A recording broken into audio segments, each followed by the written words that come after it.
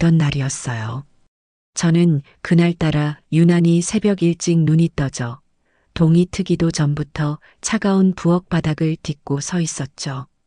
밥솥에서는 구수한 김이 피어오르고 멸치와 다시마를 듬뿍 넣은 된장찌개가 뚝배기 안에서 보글보글 끓고 있었습니다. 기태가 어릴 적부터 가장 좋아하던 그저 평범한 아침 식사였어요. 사업이 망하고 집으로 돌아온 아들 녀석의 얼굴이 해쓱해서 뭐라도 따뜻하게 끓여 먹이고 싶은 어미의 마음이었죠. 하지만 제 그런 마음을 며느리인 서영이는 알 리가 없었어요. 아니, 알려고도 하지 않았죠. 제가 막 식탁에 반찬들을 올리고 있을 때 방문이 벌컥 열리더니 서영이가 부스스한 얼굴로 걸어 나왔습니다. 저와는 눈도 마주치지 않은 채 곧장 냉장고로 향하더군요. 찌개 냄새가 온 집안에 진동을 하는데도 마치 아무 냄새도 맡지 못했다는 듯이요. 어머님, 생수 또 떨어졌네요. 어제 사다 놓으시라고 말씀드렸던 것 같은데. 그것이 저에게 건넨 아침의 첫마디였습니다. 제 앞에 식탁에는 뜨거운 밥과 찌개, 정성껏 부친 계란말이와 3가지 나물이 놓여 있었는데도 말이죠. 저는 잠시 숨을 골랐어요. 여기서 화를 내면 지는 거라고 지난 석 달간 수백 번도 더 되뇌었던 말을 속으로 삼켰습니다. 냉장고 옆에 박스로 사다 뒀다. 꺼내 마시면 돼. 제 말에 서영은 그제야 냉장고 옆에 놓인 생수 박스를 발견하고는 못마땅하다는 표정으로 혀를 한 번 쯤 하고 찼어요. 아니, 사다만 놓으시면 어떡해요. 냉장고에 넣어두셔야 저희가 시원하게 마시죠. 이런 건 센스 아니에요, 센스. 그러면서 생수병 하나를 꺼내 들고는 제가 차려놓은 아침 식사는 거들떠보지도 않고 커피포트에 물을 올리기 시작합니다. 찬장에서 가장 비싼 제 찻잔 세트의 찻잔 하나를 꺼내 인스턴트 커피 가루를 털어 넣는 모습을 보니 속에서 천불이 나는 것 같았죠. 저건 남편이 살아생전 제게 마지막으로 선물한 정말 아끼고 아끼는 찻잔이었는데 말이에요. 서영아, 아침 차려놨으니 너도 와서 한술 떠라. 기태도 곧 일어날 테니 같이 먹으면 좋잖니. 제가 최대한 부드러운 목소리로 말했지만 서영이는 코웃음을 치며 대답했어요. 됐어요, 어머님. 누가 요즘 아침부터 밥이랑 찌개를 먹어요? 속 부대끼게. 전 그냥 커피 한 잔이면 충분해요. 그때 방문이 다시 열리고 잠이 덜 깬 기태가 나왔습니다. 아들 녀석은 부엌의 냉랭한 기류를 금세 알아차리고는 제 눈치와 서영의 눈치를 번갈아 살폈죠. 엄마, 좋은 냄새 나네. 찌개 끓였어? 그래, 너 좋아하는 걸로 끓였다. 얼른 세수하고 와서 밥 먹어. 우와, 잘 먹겠습니다. 철없는 아들의 목소리에 서영의 표정이 싸늘하게 굳어지는 게 보였습니다. 기태가 욕실로 들어가자마자 서영이가 보란 듯이 한숨을 푹 쉬며 제게 쏘아붙였어요. 어머님, 기태 씨 아직 몸도 성치 않은 거 아시죠? 사업 실패한 충격으로 지금 얼마나 힘들어하는데 아침부터 저렇게 밥 먹으면 속만 더부룩해져요. 저 사람은 제가 챙길 테니 어머님은 신경 좀 꺼주세요. 순간 제 손에 들려있던 주걱을 그대로 던져버리고 싶은 충동이 일었습니다. 제 자식 제가 밥 해먹이겠다는데 이제는 그것마저 신경 끄라고 말하는 며느리의 모습에 기가 막혔죠. 몸도 성치 않은 사람이라니 매일 밤늦게까지 휴대폰 게임이나 하면서 빈둥거리는 녀석이 뭐가 어떻다는 건지. 그래, 알겠다. 그럼 너라도 잘 챙겨 먹이려무나. 매일 배달 음식만 시켜 먹이지 말고. 제 말에 서영의 눈이 가늘어졌어요. 어머님, 저희가 돈이 없어서 배달 음식 시켜 먹는 줄 아세요? 다 입맛이 없어서 그런 거잖아요. 이 집만 오면 이상하게 입맛이 뚝 떨어져서 밥을 먹을 수가 없다고요. 결국 그 말은 이 집과 이 집에 사는 제가 문제라는 뜻이었죠. 저는 더 이상 아무 말도 하지 않았습니다. 그저 묵묵히 밥을 퍼서 기태의 자리에 놓아주었어요. 이런 날 선 대화는 이제 지긋지긋했으니까요. 서영이는 보란 듯이 커피가 담긴 찻잔을 들고 소파에 가서 자리를 잡았습니다. 곧이어 욕실에서 나온 기태가 식탁에 앉으며 제게 물었어요. 엄마, 서영이는? 같이 먹지. 속이 안 좋단다. 그냥 두어라. 제 대답에 기태는 더 묻지 않고 꾸역꾸역 밥을 입에 밀어넣기 시작했습니다. 하지만 그 밥이 과연 목구멍으로 제대로 넘어갔을까요? 소파에 앉아 자신을 감시하듯 노려보는 아내와 그런 아내 때문에 체할까봐 노심초사하는 어미 사이에서 아들은 그저 죄인처럼 고개를 숙이고 있었습니다. 그 모습을 바라보는 제 가슴은 까맣게 타들어가는 것만 같았죠. 저게 과연 내가 평생을 바쳐 키운 아들의 모습이 맞는가? 어쩌다 내 아들이 저렇게까지 길을 못 펴고 사는 신세가 되었을까? 모든 원망의 화살은 결국 제 자신에게로 돌아오더군요. 저녁이 되자 그 불편한 기류는 극에 달했습니다. 낮 동안 각자 방에 틀어박혀 있던 우리는 저녁 시간이 되자 마지못해 거실로 기어 나왔어요. 서영이는 벌써 배달 앱을 켜고 휴대폰을 들여다보고 있었죠. 어머님, 저녁은 뭐 시켜 먹을까요? 오늘은 중식이 당기는데. 집에 재료 다 있는데 왜 자꾸 시켜 먹니? 내가 금방 차려주마. 아유, 됐어요. 어머님 음식은 너무 짜고 달아서 제 입에 안 맞아요. 그럼 네가 직접 해 먹으면 되지 않니? 부엌은 항상 열려 있는데. 제 말에 서영은 어이가 없다는 듯이 저를 쳐다봤습니다. 제가요? 제가 왜요? 지금 이 상황에 저더러 밥까지 하라는 말씀이세요? 저희가 왜 이 집에 들어와서 살고 있는지 벌써 잊으셨어요? 기어코 그 이야기가 나오고야 말았어요. 마치 그 말만 기다렸다는 듯이 서영은 휴대폰을 소파에 던지며 자리에서 일어났습니다. 어머님이 그때 집 담보로 대출만 딱 1억만 더 받게 해주셨어도 저희 회사 안 망했어요. 기태 씨가 얼마나 애원했어요? 이게 다 어머님 고집 때문이잖아요.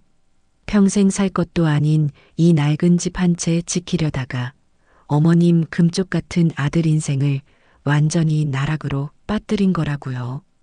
서영의 쩌렁쩌렁한 목소리가 거실을 울렸습니다. 옆에 있던 기태가 다급하게 서영의 팔을 붙잡았죠. 여보, 그만해. 엄마한테 왜 그래? 왜 그래? 당신은 지금 이게 누구 잘못인 것 같은데? 당신 엄마만 아니었어도 우리 지금쯤 강남에 아파트 사서 잘 살고 있었어. 이 답답한 집구석에 갇혀서 매일 눈치밥 먹는 게 아니라. 서영은 기태의 손을 뿌리치며 제 앞으로 다가왔습니다. 그 눈에는 원망과 분노가 가득 담겨 있었어요. 아시겠어요, 어머님? 제 인생, 그리고 기태 씨 인생이 이렇게 된 건 전부 어머님 탓이라고요. 이 집 때문에, 어머님의 지긋지긋한 이 집착 때문에. 저는 아무 말 없이 서영이를 바라보았습니다. 할 말이 없어서가 아니었어요. 저런 몰상식한 주장에 일일이 대꾸할 가치를 느끼지 못했기 때문이죠.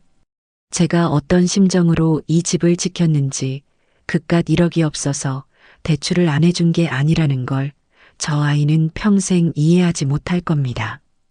남편이 세상을 떠나고 어린 기태를 홀로 키우며 이 집을 지키기 위해 제가 어떤 고생을 했는지 상상조차 하지 못하겠죠. 그래, 내 탓이구나. 전부 내 탓이야. 제가 힘없이 내뱉은 말에 서영은 기세가 더욱 등등해졌습니다. 이제 아시겠어요? 그러니 저희한테 이렇게 살아라, 저렇게 살아라 잔소리할 자격 없으세요. 저희가 이 집에서 숨쉬고 사는 것만으로도 감사하게 생각하시라고요. 그 말을 끝으로 서영은 방으로 휙 들어가 버렸고 거실에는 저와 기태, 단둘만 남았습니다. 아들 녀석은 차마 제 얼굴을 보지 못하고 고개만 푹 숙이고 있었죠. 엄마 미안해. 서영이가 요즘 너무 힘들어서 그래. 그냥 한 귀로 듣고 흘려. 기태야. 저는 조용히 아들의 이름을 불렀습니다. 너도 그렇게 생각하니? 이 어미 때문에 네 인생이 망했다고. 너도 그렇게 생각해? 기태는 한참 동안 아무 말이 없었어요. 그 침묵의 시간이 제 심장을 칼로 베어내는 것만 같았습니다. 한참 만에 기태는 모기만 한 목소리로 겨우 입을 열었죠. 꼭 그런 건 아니지만 그때 엄마가 조금만 더 우리를 믿어줬으면 어땠을까 하는 생각은 들어. 그 순간 제 마음속에 무언가가 무너져 내렸습니다. 평생을 바쳐 지켜온 아들이라는 성이 와르르 허물어지는 소리가 들리는 듯 했어요. 그래, 며느리야 남이니까 그럴 수 있다고 치자. 하지만 내 아들, 내 배 아파 낳은 자식마저 저렇게 생각하고 있었다니. 저는 더 이상 기태의 얼굴을 마주볼 자신이 없었습니다. 그저 말없이 자리에서 일어나 제 방으로 들어왔어요. 문을 닫고 침대에 걸터 앉자 참아왔던 눈물이 본물처럼 터져나왔죠. 내 인생은 과연 무엇이었을까? 무엇을 위해 이토록 아등바등 살아왔던 걸까? 모든 것이 허무하고 또 허무하게만 느껴지는 밤이었습니다. 그날 이후로 며칠 동안 집안은 얼음장처럼 차가웠습니다. 서로가 없는 사람인 것처럼 행동했죠. 그러던 어느 날 저녁 온 가족이 거실에 모여 텔레비전을 보고 있을 때였어요. 서영이 갑자기 리모컨을 빼앗아 들더니 채널을 돌리기 시작했습니다. 그러다 한 경제 채널에서 멈췄죠. 젊은 여성이 나와 자신이 창업한 디저트 카페 프랜차이즈로 수십억을 벌었다며 인터뷰를 하는 내용이었습니다. 와 대박이다. 저 여자 나랑 동갑인데 누구는 저렇게 사장님 소리 들으면서 돈을 긁어 모으고 누구는 시어머니 집에 얹혀 살면서 눈칫밥이나 먹고 인생 참 불공평하다. 거쳐 어머님? 서영은 보란듯이 저를 쳐다보며 비꼬았습니다. 저는 대꾸하지 않고 화면만 바라보았죠. 서영은 잠시 화면 속 여자를 부러운 눈으로 쳐다보더니 결심했다는 듯 자리에서 벌떡 일어났어요. 그리고는 거실 서랍으로 달려가 종이와 펜을 꺼내와서는 무언가를 미친 듯이 적어 내려가기 시작했습니다. 잠시 후 서영은 그 종이를 들고 제 앞에 와서 섰어요. 어머님, 제 인생 이대로 끝낼 수 없어요. 저도 저 여자처럼 성공할 수 있다고요. 그래서 뭘 어쩌라는 거냐? 어머님께서 저를 한 번만 밀어주세요. 딱 한 번만요. 그러면서 서영은 종이를 제 무릎 위에 탁 올려놓았습니다. 거기에는 사업 계획서라는 거창한 제목 아래 방금 텔레비전에서 본 그 디저트 카페의 이름과 예상 창업 비용 등이 조잡하게 적혀 있었죠. 제가 다 알아봤는데 저 프랜차이즈가 요즘 제일 잘 나간대요. 목 좋은 데다 가게 하나만 차리면 1년 안에 투자금 뽑고도 남는다고요. 어머님, 이건 단순한 부탁이 아니에요. 어머님, 노후를 위한 투자라고요. 투자. 저는 어이가 없어서 헛웃음이 나왔습니다. 사업을 말아먹은 지 반년도 채 지나지 않은 아이가 이제는 무슨 자신감으로 저런 말을 하는지 도무지 이해할 수가 없었어요. 돈이 어디 있어서 가게를 차리니? 너희들 지금 빚만 수억이잖니. 그러니까요. 그러니까 어머님이 도와주셔야죠. 서영의 목소리가 높아졌습니다. 어머님, 이 집 파세요. 어차피 평생 끌어안고 사실 것도 아니잖아요. 이 집 팔면 가게 차리고 저희 빚 갚고 작은 아파트 한 채 얻을 돈도 충분히 나와요. 제 말이 틀려요? 뭐? 제 인생 어머님 때문에 완전히 꼬여버렸다고 말씀드렸죠? 그러니 어머님이 책임지셔야 해요. 이 집 팔아서 가게 차려주세요. 그게 제 평생의 마지막 소원이에요. 서영의 눈은 광기로 번들거리고 있었습니다. 옆에 있던 기태가 기어들어가는 목소리로 거들었어요. 엄마, 서영이 말이 맞아. 이게 우리 가족이 다시 일어설 수 있는 마지막 기회일지도 몰라. 엄마가 우리 좀 도와줘. 저는 두 사람의 얼굴을 번갈아 쳐다보았습니다. 한 명은 자신의 실패를 남 탓으로 돌리며 마지막까지 제 것을 빼앗으려는 탐욕스러운 얼굴이었고, 다른 한 명은 그런 아내의 뒤에 숨어 스스로 일어설 생각조차 하지 못하는 나약하고 한심한 얼굴이었죠. 그 순간 저는 모든 것을 내려놓았습니다. 아들에 대한 기대, 이 가정을 지켜야 한다는 책임감, 그 모든 것들을요. 마음속 깊은 곳에서 차가운 분노와 함께 어떤 결심 하나가 조용히 피어오르고 있었습니다. 좋다. 제 입에서 나온 나직한 한마디에 서영과 기태의 눈이 동그래졌습니다. 네. 지금 뭐라고 하셨어요, 어머님? 저는 천천히 자리에서 일어나 두 사람을 똑바로 마주 보았습니다. 니들 소원 들어주마. 이 집 팔아서 니들 가게 차려주겠다. 제 대답에 서영의 얼굴에는 숨길 수 없는 희열이, 기태의 얼굴에는 안도와 미안함이 뒤섞인 표정이 떠올랐어요. 그들은 제가 드디어 현실을 받아들이고 두 손 두 발 다 들었다고 생각했겠죠. 하지만 그들은 몰랐을 겁니다. 그것이 제가 준비한 길고 긴 연극의 시작을 알리는 신호탄이었다는 것을요. 제 입에서 팔겠다는 말이 떨어진 순간 거실의 공기는 마치 시간이 멈춘 듯 팽팽해졌어요. 며느리 서영이는 제정신이냐는 듯 눈을 동그랗게 뜨고 저를 쳐다봤고, 아들 기태는 안절부절 못하며 제 얼굴과 아내의 얼굴을 번갈아 살폈죠. 아마 두 사람 다 제가 버럭 화를 내며 어디다 대고 그따위 소리를 하느냐 라고 소리칠 줄 알았을 겁니다. 늘 그래왔으니까요. 하지만 그날의 저는 더 이상 예전의 김선자가 아니었습니다. 어머님, 지금 진심이세요? 서영이가 믿을 수 없다는 목소리로 되물었어요.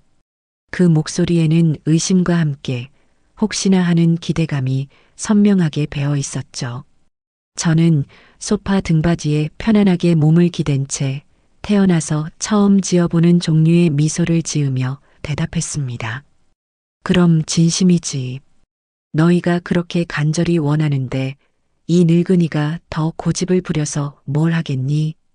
너희가 잘 되는 게 곧 내가 잘 되는 것 아니겠어.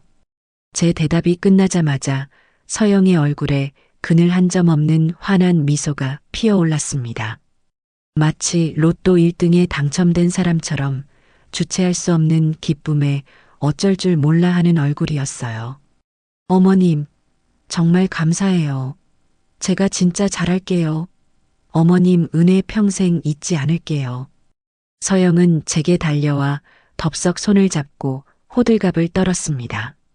그 소나기의 힘이 어찌나 센지 제 마른 손목이 으스러지는 것 같았죠. 하지만 저는 아무렇지 않은 척 그저 인자한 시어머니의 미소를 유지할 뿐이었습니다. 기태도 그제야 상황 파악이 되었는지 얼굴 가득 안도와 기쁨을 띄우며 제 옆으로 다가왔어요. 엄마 고마워. 정말 고마워.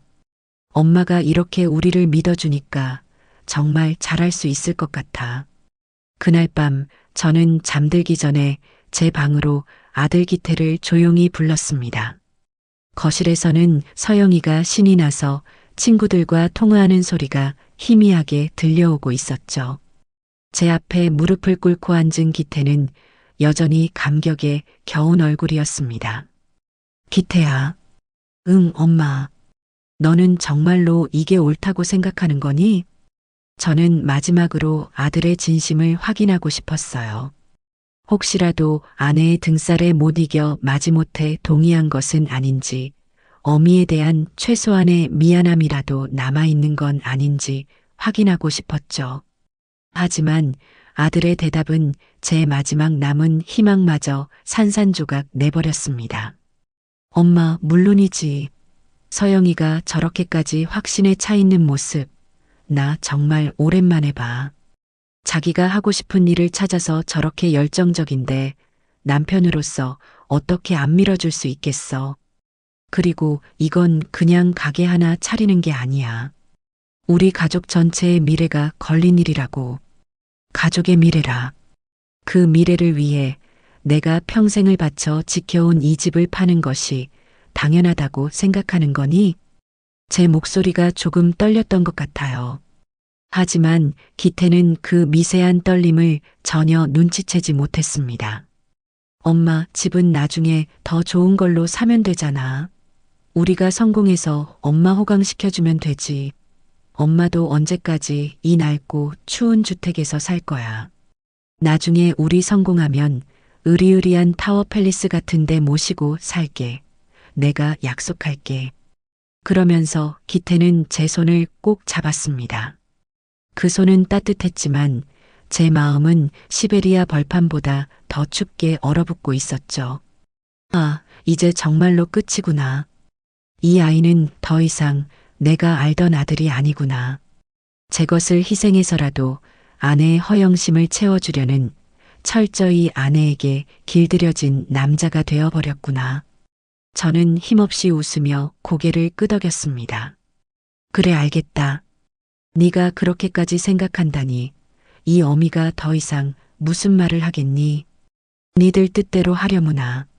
제 허락에 기태는 감격에 겨워 눈물까지 글썽였습니다. 고마워, 엄마. 정말 고마워. 엄마는 세상에서 가장 위대한 엄마야. 아들은 제 품에 안겨 한참을 어린애처럼 굴다가 방을 나갔습니다. 저는 닫힌 방문을 한참 동안이나 멍하니 바라보았죠. 위대한 엄마라니 참으로 기가 막힌 말이었습니다. 자식의 미래를 위해 평생의 보금자리를 내놓는 어미의 심정은 조금도 헤아리지 못한 채 오직 자신들의 욕심을 채워준다는 사실에만 감격하는 아들의 모습에서 저는 완벽한 절망을 보았어요. 그리고 그 절망의 끝에서 제 결심은 더욱더 차갑고 단단하게 굳어졌습니다. 그래, 니들이 원하는 대로 해주마. 대신 그 대가는 혹독하게 치르게 될 것이다. 다음 날부터 서영의 태도는 완전히 달라졌습니다. 저를 더 이상 구박대기 시어머니가 아닌 자신의 꿈을 실현해줄 투자자 혹은 물주로 대하기 시작했죠. 아침에 일어나면 먼저 제게 와서 인사를 하고 제가 좋아하는 과일을 깎아다 바치기도 했습니다. 물론 그 행동 하나하나에 진심이 담겨 있지 않다는 것쯤은 쉽게 알 수 있었어요. 그녀의 눈은 항상 그래서 집은 언제 팔 거예요? 라고 묻고 있었으니까요. 어머님, 제가 어제 인터넷으로 좀 알아봤는데요. 요즘 부동산 경기가 안 좋아서 집 내놔도 잘 안 팔린대요. 하루라도 빨리 내놓는 게 좋지 않을까요? 아, 글쎄. 어머님께서 알아서 하시겠죠. 우리가 안달한다고 될 일도 아닌데 뭘. 어머님, 지금 이게 안달할 일이 아니에요? 하루하루 이자만 늘어가고 있는데 어머님이 뭘 아세요? 부동산은 타이밍이라고요. 타이밍. 제가 조금이라도 미적지근한 반응을 보이면 서영은 금세 본색을 드러내며 저를 닥달했습니다. 마치 제가 약속을 어기고 도망이라도 갈까봐 전전긍긍하는 모습이었죠. 저는 그런 며느리를 보며 속으로 생각했어요. 그래, 마음껏 설쳐보거라. 지금의 그 기쁨이 훗날 얼마나 큰 절망으로 바뀔지 너는 상상도 못하겠지. 며느리는 하루 종일 컴퓨터 앞에 앉아 프랜차이즈 카페에 대한 정보를 수집하는 척했습니다. 하지만 제가 뒤에서 몰래 지켜보면 그녀가 보고 있는 것은 사업 관련 정보가 아니었어요. 명품 가방 신상품이 진열된 쇼핑몰 사이트, 최신형 수입차 정보가 가득한 자동차 커뮤니티, 강남의 고급 레스토랑을 소개하는 블로그 같은 것들이었죠. 그녀는 벌써부터 성공한 젊은 CEO의 삶을 살고 있었습니다. 김칫국도 그런 김칫국이 없었죠. 기태 씨, 나 이 차 어때? 우리 가게 오픈하면 사장인데 너무 작은 차 타고 다니면 없어 보이잖아. 이 정도는 타줘야지. 자기야, 이 가방 너무 예쁘지 않아? 이번에 새로 나온 건데 내가 우리 가게 VIP 고객들한테 선물로 하나씩 돌리면 이미지 관리에도 좋고 입소문도 나고 일석이조 아닐까? 서영은 기태를 옆에 앉혀놓고 자신이 누릴 사치에 대한 계획을 늘어놓기 바빴습니다. 기태는 그런 아내를 말리기는커녕 우리 자기는 안목도 높다며 맞장구를 쳐주고 있었죠. 그 모습을 보고 있자니 헛웃음만 나왔습니다. 아직 팔리지도 않은 집을 담보로 있지도 않은 돈을 가지고 저렇게 흥청망청 쓸 계획부터 세우고 있다니. 저는 그날 오후 조용히 외출 준비를 했습니다. 어디 가시게요, 어머님? 부동산 가시는 거예요? 서영이 눈을 빛내며 물었어요. 아니, 오랜만에 친구 좀 만나고 오련다. 제 대답에 서영의 얼굴에 실망한 기색이 역력했지만 저는 애써 모른 척하며 집을 나섰습니다. 제가 향한 곳은 부동산이 아니었어요. 남편의 오랜 친구이자 저와도 친자매처럼 가깝게 지냈던 동생의 집이었습니다. 몇 년 전 남편을 먼저 떠나보내고 혼자 지내는 동생이었죠. 언니, 어쩐 일이야? 연락도 없이. 응. 그냥 얼굴도 보고 싶고 부탁할 것도 좀 있어서. 저는 동생과 마주 앉아 그간 있었던 일들을 모두 털어놓았습니다. 아들 내외가 사업에 실패해서 집에 들어온 이야기부터 며느리가 집을 팔아 가게를 차려달라고 생떼를 쓰는 이야기까지. 제 이야기를 듣는 내내 동생은 자기 일처럼 붕괴하며 눈물을 글썽였어요. 어머, 미친 거 아니야, 걔. 지들이 잘못해서 망해놓고 왜 그걸 다 언니 탓으로 돌린대? 기태는 또 뭐라고 있었고 그걸 가만히 보고만 있었다는 거야? 오죽하면 내가 말을 하겠니? 이제 내 아들도 내 편이 아니더라. 그래서 언니 정말 집 팔아주게. 동생의 물음에 저는 조용히 고개를 끄덕였습니다. 응, 팔아줄 거야. 아주 깨끗하게 팔아서 소원대로 가게 차려줄 거야. 언니, 제정신이야? 그러다 그 돈까지 다 날리면 어떡하려고 그래. 절대 안 돼.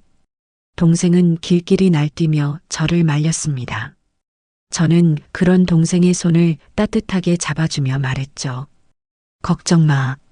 나도 다 생각이 있어. 그래서 너한테 부탁할 게 있는 거고. 부탁이라니 무슨 부탁? 너 조카딸이 변호사라고 하지 않았니? 아주 똑 부러지고 일 잘한다고 했던 것 같은데. 아, 우리 수연이? 응, 맞아. 지금 국내에서 제일 잘 나가는 로펌에 있어. 근데 수연이는 왜? 저는 동생에게만 제 진짜 계획을 털어놓았습니다. 집을 팔아 가게를 차려주되 그 가게의 실소유주는 제가 되는 것. 며느리는 그저 월급 받는 직원으로 만들어 다시는 제 돈에 손대지 못하게 만들겠다는 제 계획을요. 제 이야기를 다 들은 동생은 한참 동안 아무 말이 없다가 이내 무릎을 탁 치며 외쳤습니다. 대박. 언니, 진짜 대박이다. 어떻게 그런 생각을 했어? 이대로 그 애들한테 내 평생을 바친 집을 넘겨줄 순 없잖니. 내 마지막 자존심이야. 그래서 말인데 네 조카 좀 만나게 해줄 수 있겠니? 법적으로 아무 문제 없이 완벽하게 처리하고 싶어서. 당연하지. 내가 지금 당장 전화할게. 우리 수연이가 이런 일 전문가야. 언니, 걱정하지 마. 내가 어떻게든 돕게. 그 못된 것들한테 아주 제대로 본때를 보여주자고. 동생은 마치 자기 일처럼 팔을 걷어붙이고 나섰습니다. 저는 그제야 마음이 조금 놓이는 것 같았죠. 혼자서는 너무나 외롭고 막막했던 싸움이었는데 이렇게 내 편이 되어주는 사람이 있다는 사실만으로도 큰 힘이 되었습니다. 그렇게 저는 제 인생을 건 마지막 싸움을 위한 가장 믿음직스러운 아군을 얻게 된 것이었습니다. 며칠 뒤 저는 동생이 알려준 주소를 들고 강남의 한복판에 서 있었습니다. 하늘을 찌르듯이 솟아오른 거대한 빌딩 숲 사이에서 제가 오늘 찾아갈 로펌이 있다는 건물이 위용을 뽐내고 있었죠. 잠시 숨을 골랐어요. 평생 이런 곳은 처음 와보는 터라 괜히 주눅이 들고 심장이 두근거렸습니다. 하지만 저는 이내 마음을 다잡았어요. 오늘 이 문을 열고 들어가는 걸음이 내 인생의 후반전을 여는 첫걸음이 될 것이라고. 더 이상 도망치거나 망설이지 않겠다고 다짐하며 저는 빌딩의 회전문을 통과했습니다. 최수연 변호사의 사무실은 빌딩의 최상층에 위치해 있었습니다. 넓은 통유리창 너머로 서울의 전경이 한눈에 들어오는 그야말로 멋진 공간이었죠. 제가 들어서자 단정한 정장 차림의 젊은 여성이 자리에서 일어나 깍듯하게 인사를 했습니다. 동생에게 사진으로 먼저 보았던 바로 최수연 변호사였어요. 안녕하세요, 김선자 어르신. 최수연입니다. 이모님께 말씀 많이 들었습니다. 이쪽으로 앉으시죠. 그녀는 저를 회의실의 푹신한 소파로 안내하고는 따뜻한 차를 직접 내어주었습니다. 말투는 정중했지만 그 눈빛에서는 예리한 총기와 자신감이 느껴졌어요. 괜히 이 분야에서 최고라는 소리를 듣는 게 아니구나 싶었죠. 먼저 여기까지 오시느라 고생 많으셨어요. 이모님께 대강의 이야기는 전해 들었지만 어르신께 직접 자세한 말씀을 듣고 싶습니다. 부담 갖지 마시고 처음부터 끝까지 편안하게 다 말씀해 주세요. 최 변호사는 제 맞은편에 앉아 부드럽게 말했지만 그녀의 손에 들린 펜과 노트는 이미 모든 것을 기록할 준비를 마친 상태였습니다. 저는 마른 입술을 축이고 지난 몇 년간, 아니 평생에 걸쳐 제 가슴 속에 쌓아왔던 이야기들을 하나씩 풀어놓기 시작했습니다.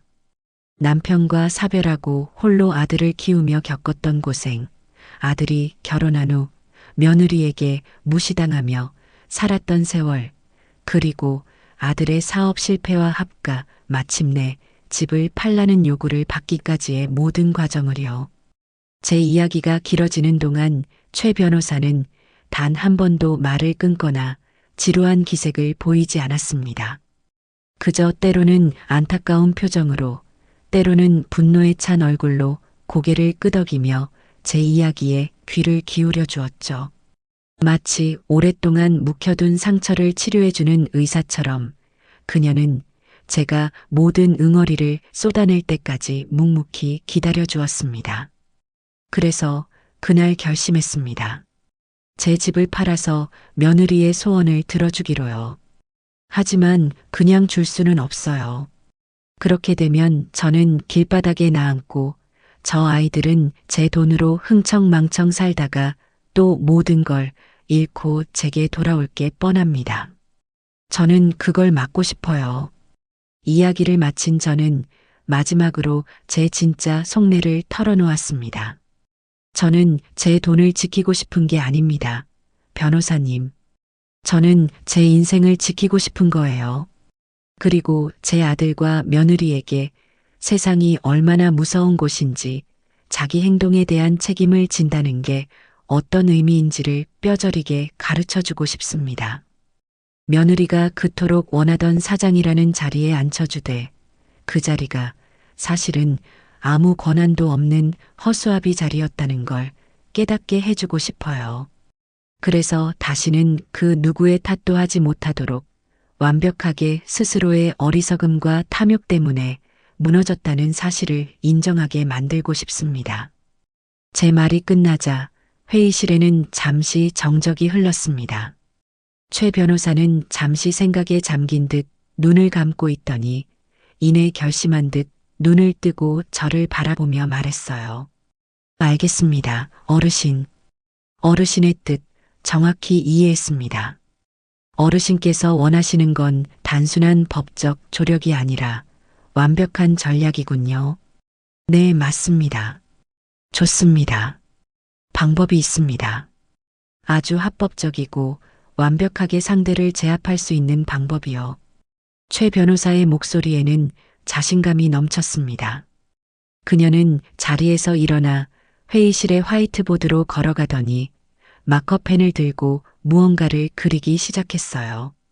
단순히 돈을 빌려주고 차용증을 받거나 가게의 명의만 어르신 앞으로 해두는 건 의미가 없습니다. 며느님 성격상 분명히 가게 돈을 마음대로 쓰려 할 테고 어차피 다 우리 돈인데 어떠냐는 식으로 나올 게 뻔해요. 그걸 법적으로 제재하기는 아주 까다롭습니다. 그래서 우리는 완전히 새로운 판을 짜야 합니다. 그녀는 화이트보드 중앙에 네모 상자를 그리고 그 안에 주식회사 김성컴퍼니라고 적었습니다. 어르신 명의로 1인 법인을 설립하는 겁니다. 주주는 어르신 한 분, 대표이사도 당연히 어르신이시죠. 집을 판 돈은 개인 통장이 아닌 이 법인의 통장으로 들어가게 됩니다. 즉, 그 돈은 이제 어르신 개인의 돈이 아니라 JS 컴퍼핀이라는 회사의 자본금이 되는 겁니다. 저는 그녀의 말을 이해하기 위해 온 신경을 집중했어요. 그리고 며느님이 그토록 원하는 프랜차이즈 카페 있죠? 그 카페의 계약 당사자는 며느님 개인이 아니라 바로 이 김성 컴퍼니가 되는 겁니다. 가게 보증금, 인테리어 비용, 기계 설비 등 모든 자산의 소유권은 법인에게 있습니다. 이해되시나요? 그럼 내 며느리는 어떻게 되는 겁니까? 며느님은 이 회사가 고용한 직원이 되는 겁니다. 직함은 아주 근사하게 총괄 매니저나 점장으로 해주죠. 며느님은 회사와 근로계약서를 작성하고 매달 정해진 월급을 받아가게 됩니다. 가게에서 아무리 많은 수익이 나더라도 그 수익은 며느님 개인의 것이 아니라 전부 법인의 소유가 되는 거고요. 최 변호사의 설명을 듣는 순간 제 머릿속에 번개가 치는 듯 했습니다. 아, 이런 방법이 있구나. 저는 감탄을 금치 못하며 그녀를 바라보았죠. 그럼 가게 운영은 어떻게 되는 거죠? 제가 매일 가서 감시할 수도 없는 노릇인데요. 물론입니다. 그래서 가장 중요한 것이 바로 근로계약서입니다. 최 변호사는 다시 자리로 돌아와 미리 준비해둔 서류 샘플을 제게 보여주었습니다. 이 근로계약서에 아주 강력한 조항들을 포함시킬 겁니다. 예를 들면 회사의 자금을 무단으로 유용하거나 횡령했을 시 그 즉시 계약은 파기되며 횡령액의 10배에 해당하는 금액을 회사에 배상해야 한다. 대표이사의 승인 없이 회사 자산을 담보로 대출을 받거나 개인적인 용도로 사용할 수 없다. 매월 말 모든 매출 및 지출 내역을 증빙 자료와 함께 대표이사에게 보고해야 할 의무를 가진다. 와 같은 조항들이죠. 그녀가 읊어주는 조항들은 하나하나가 며느리의 손발을 꽁꽁 묶어버릴 강력한 족쇄나 다름없었어요. 며느님은 사장이 되었다는 기쁨에 취해 이런 서류는 제대로 읽어보지도 않고 사인할 가능성이 매우 높습니다. 형식적인 절차라고 말해주면 더 좋겠죠. 일단 사인을 하는 순간 며느님은 법적으로 완벽하게 월급 받는 직원의 신분이 되는 겁니다. 만약 계약을 위반하고 가게 돈에 손을 댄다면 우리는 이 계약서를 근거로 며느님을 압박할 수도 있고 최악의 경우 형사고소까지 진행해서 완벽하게 책임을 물을 수 있습니다. 저는 최 변호사의 설명을 들으며 온몸에 소름이 돋는 것을 느꼈어요. 이것은 단순한 복수가 아니었습니다. 법이라는 이름 아래 상대방이 스스로 파멸의 길로 걸어 들어가도록 정교하게 설계된 완벽한 함정이었죠. 그렇게만 된다면 더 바랄 게 없겠습니다.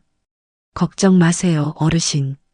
법인 설립부터 계약서 작성, 그리고 앞으로 발생할 모든 법률 문제까지 제가 책임지고 처리하겠습니다. 어르신께서는 이제 배우가 되시면 됩니다. 아무것도 모르는 척 오직 자식의 미래를 위해 모든 것을 희생하는 마음 약한 어머니의 역할을 완벽하게 연기해 주시면 되는 겁니다. 최 변호사는 제 손을 잡으며 환하게 웃었습니다. 그 미소를 보는 순간 저는 이 싸움에서 반드시 이길 수 있다는 확신이 들었어요. 혼자였다면 감히 상상도 못했을 일이었죠. 하지만 이제 제 곁에는 천군만마와도 같은 든든한 아군이 생겼습니다. 저는 그날 최수연 변호사에게 제 인생의 모든 것을 건 이 위험한 연극의 총감독 자리를 맡기기로 결정했습니다. 그렇게 어둡고 긴 터널 같았던 제 인생에 드디어 한 줄기 희미한 빛이 보이기 시작한 것이었습니다. 최수연 변호사와의 만남 이후 모든 것은 일사천리로 진행되었습니다. 저는 최 변호사가 안내해주는 대로 법인 설립에 필요한 서류들을 준비했고 주식회사 김성컴퍼니라는 이름의 제 회사가 세상에 태어났죠. 물론 이 모든 과정은 아들 내외에게는 철저한 비밀이었습니다. 그들은 제가 매일같이 외출하는 것을 보며 집을 팔기 위해 부동산을 들락거리는 줄로만 알고 있었어요. 어머님, 오늘 가신 부동산에서는 뭐라고 하던가요? 집 보러 온다는 사람은 없대요? 서영은 저녁 식탁에서 하루도 빠짐없이 저를 추궁했습니다. 저는 그때마다 최 변호사가 알려준 대로 능청스럽게 연기를 했죠. 글쎄다. 요즘 워낙 경기가 안 좋아서 그런지 집값이 생각보다 많이 안 나온다고 하더구나. 조금 더 기다려봐야 할 것 같다. 제 대답에 서영의 얼굴은 금세 실망감으로 어두워졌습니다. 아니, 그걸 말이라고 하세요? 지금 우리한테 시간이 어디 있다고요? 그냥 웬만한 가격에 후딱 팔아버리세요. 손해 좀 보면 어때요? 가게 차려서 금방 메꾸면 되는데. 자신이 살던 집도 아니면서 마치 제 물건을 마음대로 처분하듯 말하는 며느리의 모습에 화가 치밀어 올랐지만 저는 꾹 참았습니다. 지금은 때가 아니었으니까요. 드디어 집을 내놓은 지 한 달 만에 제 평생의 보금자리를 사겠다는 사람이 나타났습니다. 약속한 날 저는 부동산 사무실에 앉아 매매 계약서에 도장을 찍었어요. 수십 년간의 희로애락이 담긴 집이 종이 한 장과 맞바꿔지는 허무한 순간이었죠. 도장을 찍고 돌아서는데 저도 모르게 눈물이 핑 돌았습니다. 남편과 함께 이 집의 문턱을 넘던 젊은 날의 제 모습, 아들 기태가 처음으로 엄마라고 부르며 아장아장 걷던 거실의 풍경이 눈앞을 스쳐 지나갔어요. 이 모든 것을 내 손으로 정리하는구나. 가슴 한쪽이 시리게 아려왔습니다. 하지만 그 슬픔도 잠시였어요. 계약이 성사되었다는 소식을 전해 들은 서영의 반응은 제 감상 따위는 안중에도 없다는 듯 했으니까요. 정말요, 어머님? 드디어 팔렸어요? 얼마 받기로 하셨어요? 계약금은요? 계약금은 오늘 바로 들어오는 거죠? 서영은 전화기 너머로 거의 비명을 지르다시피 했습니다. 저는 차가운 목소리로 대답했죠. 그래, 팔렸다. 계약금은 내일 오전에 들어온다고 하더구나. 그날 밤 아들 내외는 작은 축하 파티를 열었습니다. 비싼 와인과 스테이크를 사와서는 마치 벌써부터 큰 돈을 번 사람들처럼 행세했죠. 어머님, 정말 고생 많으셨어요. 이제 저희만 믿으세요. 이 은혜 저희가 100배, 1000배로 갚을게요. 서영은 와인잔을 높이 들며 제게 아부를 떨었습니다. 하지만 저는 알고 있었어요. 저 아이는 은혜를 갚을 생각 따위는 애초에 없다는 것을. 그저 제 돈을 자기 돈처럼 쓸 생각에 신이 나 있을 뿐이라는 것을요. 잔금이 치러지고 등기 이전까지 모두 마친 날 저는 조용히 제 짐을 쌌습니다. 아들 내외는 당연히 제가 자신들과 함께 살 것이라고 생각했겠지만 저는 그럴 마음이 전혀 없었죠. 어디 가시게요, 어머님?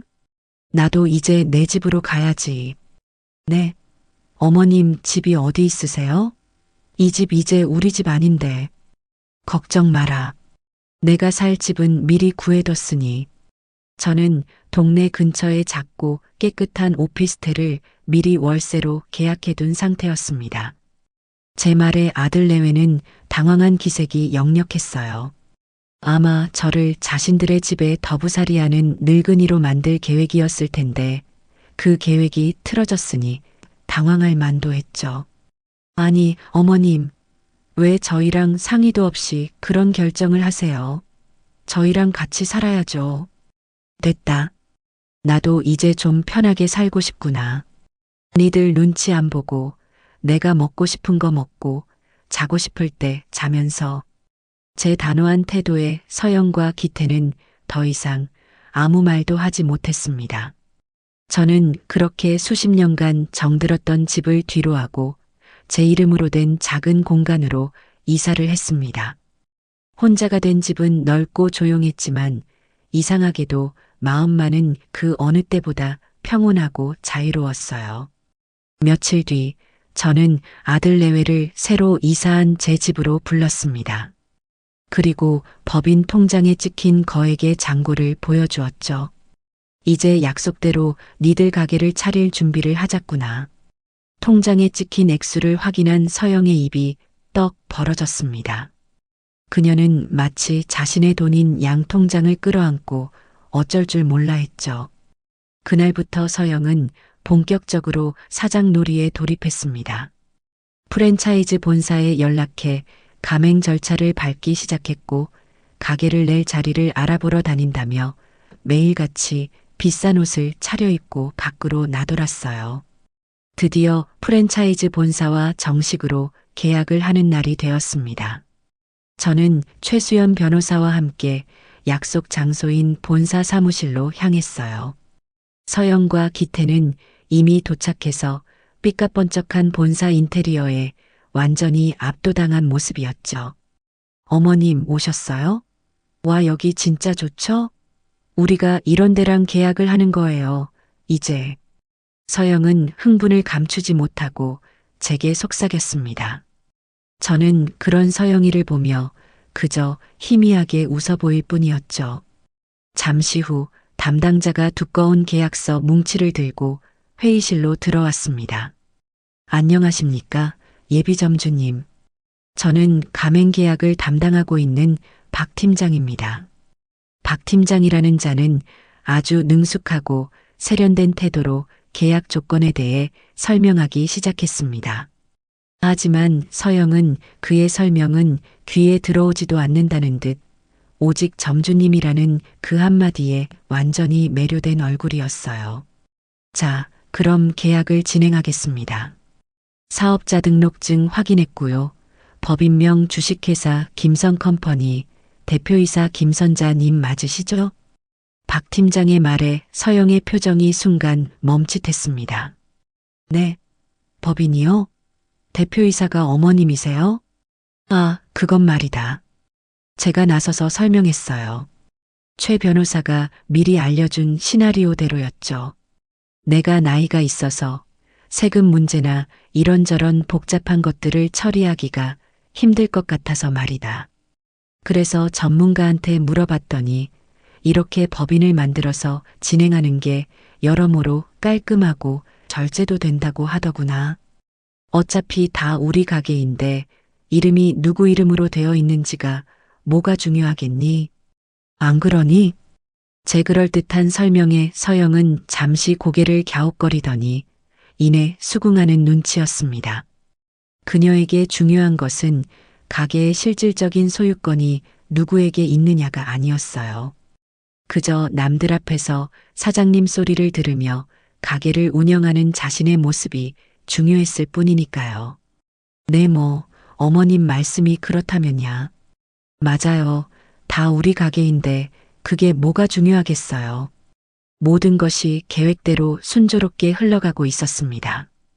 박 팀장이 내민 가맹 계약서의 계약자란에 저는 또박또박 주식회사 김선컴퍼니 대표이사 김선자라고 쓰고 법인 인감을 찍었습니다.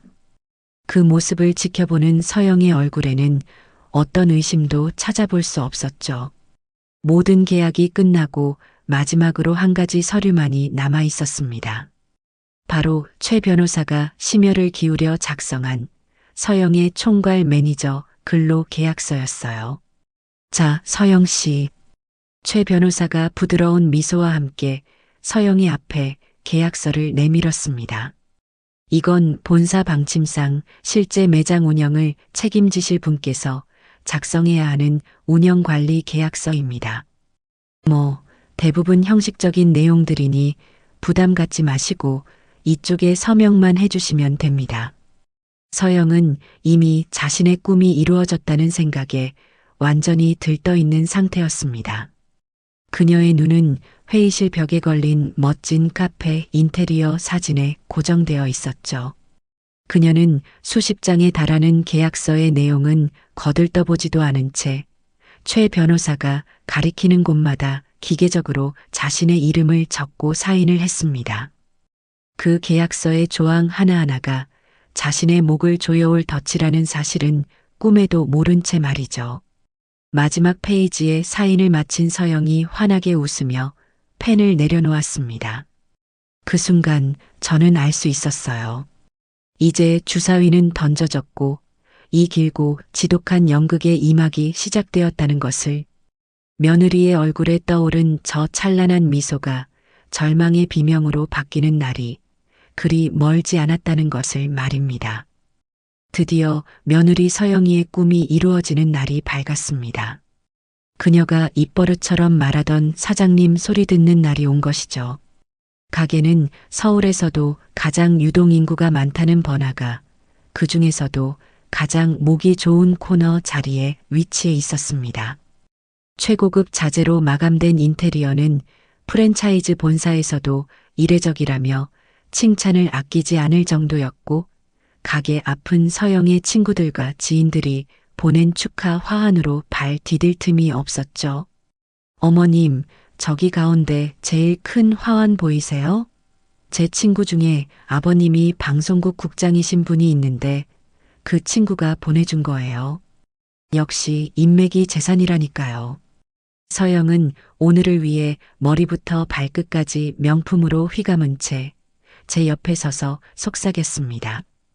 그녀의 얼굴에는 세상을 다 가진 듯한 오만함과 흥분이 가득했어요. 저는 그저 온화한 미소를 지으며 고개를 끄덕여 주었습니다. 그래, 마음껏 즐기려무나. 네가 주인공인 무대는 오늘이 마지막일 테니. 속으로는 차가운 독백을 삼키면서요. 오픈 기념 파티가 시작되자 가게는 서영이 불러 모은 사람들로 인산인해를 이루었습니다. 서영은 사람들 사이를 오가며 자신이 얼마나 대단한 사업 수완을 가졌는지, 이 가게를 열기 위해 얼마나 많은 노력을 했는지 떠벌리기 바빴죠. 얘들아, 이거 다 내가 하나부터 열까지 직접 고른 거야. 이 타일 하나도 이태리에서 직접 공수해 온 거라니까. 어머님? 우리 어머님은 그냥 투자만 좀 해주셨지. 사업이라는 게 어디 돈만 있다고 되니? 다 내 감각이랑 능력이 있었기에 가능한 일이었지. 친구들 앞에서 저를 돈만 대준 늙은이 취급하는 며느리의 목소리가 제 귀에도 선명하게 들려왔습니다. 제 옆에 서 있던 아들 기태는 그저 멋쩍게 웃으며 제 눈치만 살피고 있었죠. 저는 괜찮다는 듯 아들의 어깨를 토닥여 주었습니다. 이 모든 것은 제 계획의 일부였으니까요. 서영이가 스스로를 대단한 능력자라고 믿으면 믿을수록 나중에 더 큰 나락으로 떨어지게 될 테니까요. 파티가 무르익자 서영은 와인잔을 들고 단상 위로 올라갔습니다. 자자, 다들 주목해 주세요. 이 가게의 사장이자 앞으로 대한민국 디저트 업계를 이끌어 나갈 CEO 오서영입니다. 사람들의 환호와 박수 소리가 터져 나왔습니다. 서영은 그 함성을 온몸으로 즐기며 거만하게 턱을 치켜들었죠. 제가 이 자리에 서기까지 정말 많은 일들이 있었습니다. 하지만 저는 포기하지 않았습니다. 제 능력을 믿었고 제 곁을 지켜준 사랑하는 남편 기태 씨와 저의 가능성을 믿고 아낌없이 지원해 주신 우리 어머님 덕분에 마침내 오늘 옷꿈을 이루게 되었습니다. 다들 저 오서영의 성공 신화를 끝까지 지켜봐 주십시오. 뻔뻔하기 짝이 없는 연설이었지만 사람들은 열광했습니다. 저는 그 광경을 멀찍이서 지켜보며 조용히 생각했어요. 성공 신화가 아니라 파멸의 서곡이란다. 그렇게 화려했던 오픈 파티가 끝나고 본격적인 가게 운영이 시작되었습니다. 서영은 정말로 자신이 CEO라도 된 것처럼 행동했어요. 아침 일찍 가게에 나와서는 직원들을 혹독하게 다그쳤고 손님들 앞에서는 한없이 우아한 사장님인 척 연기를 했죠. 물론 가게의 재정 상태나 운영 실무에는 전혀 관심이 없었습니다. 그녀의 관심은 오직 하나, 법인카드였으니까요. 사건은 가게를 오픈하고 일주일째 되던 날 터졌습니다. 그날 오후 저는 최수연 변호사의 사무실에서 함께 서류를 검토하고 있었어요. 그때 제 휴대폰으로 카드사에서 알림 문자가 한 통 도착했습니다. 법인카드 승인 거절 죽임성 컴퍼니. 거절 사유한도 초과.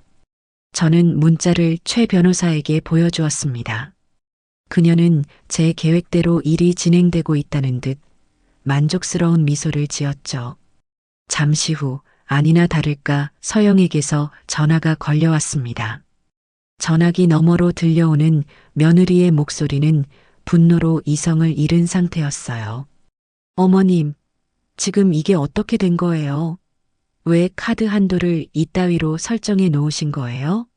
제가 지금 백화점 VIP 라운지에서 친구들이랑 있는데 이게 무슨 망신이냐고요? 카드 한도라니? 무슨 말이냐? 나는 아무것도 건드린 게 없는데. 저는 능청스럽게 되물었습니다. 모르신다니요. 방금 제가 이 가방을 사려고 카드를 냈는데 한도 초과라고 거절당했잖아요.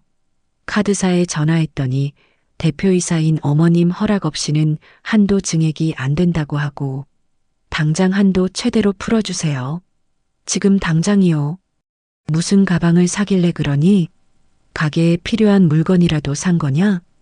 가게에 필요한 게 아니라 제가 쓸 거거든요. 사장이 명품 가방 하나 없이 어떻게 비즈니스를 해요?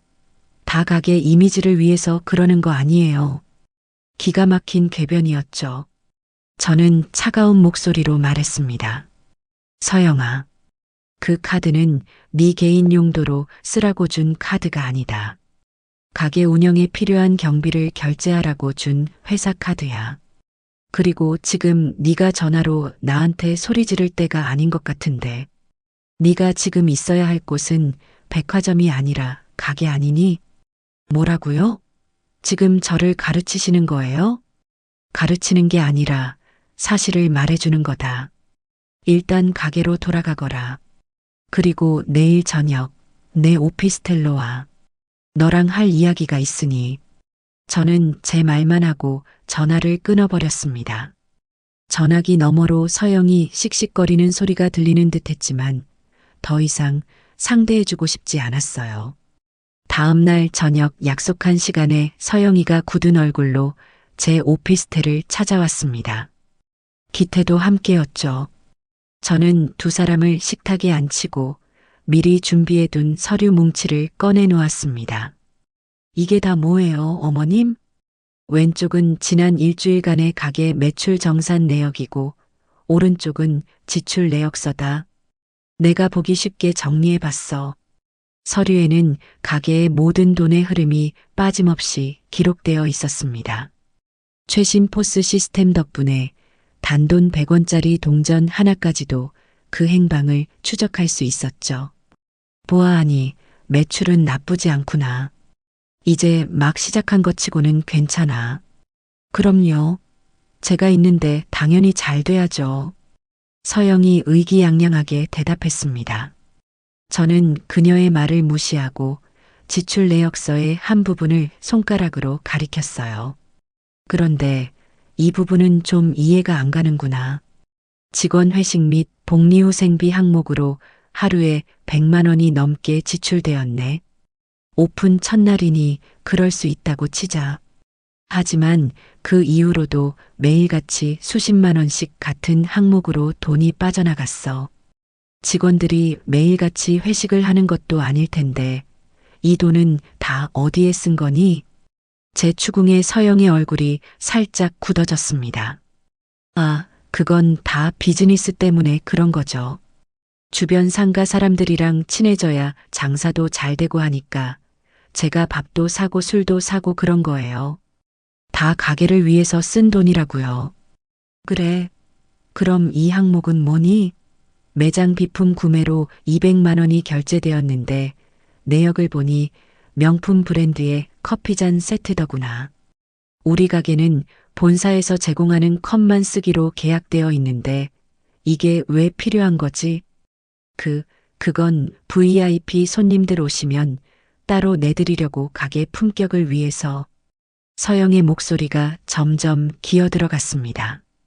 저는 마지막으로 어제 승인 거절되었던 바로 그 항목을 짚었어요. 그리고 이건 어제 있었던 일이지. 업무 추진비 명목으로 명품 가방을 사려고 했더구나.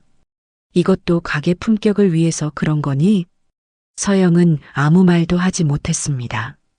옆에 있던 기태가 보다 못해 나섰죠. 엄마, 서영이도 다 가게 잘 되라고 그런 거지. 다른 뜻이 있었겠어.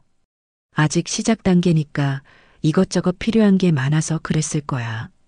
너무 빡빡하게 굴지 마. 저는 그런 아들을 한심하다는 듯이 쳐다보며 말했습니다. 기태야, 이건 빡빡하게 구는 게 아니란다. 회사를 운영하는 기본 원칙에 대한 이야기야. 내 돈이면 이렇게 써도 상관없겠지. 하지만 이 돈은 내 돈도 니들 돈도 아닌 주식회사 김성컴퍼니라는 법인의 돈이다. 법인의 돈은 단 1원이라도 정해진 목적과 절차에 맞게 사용해야 하는 거란다.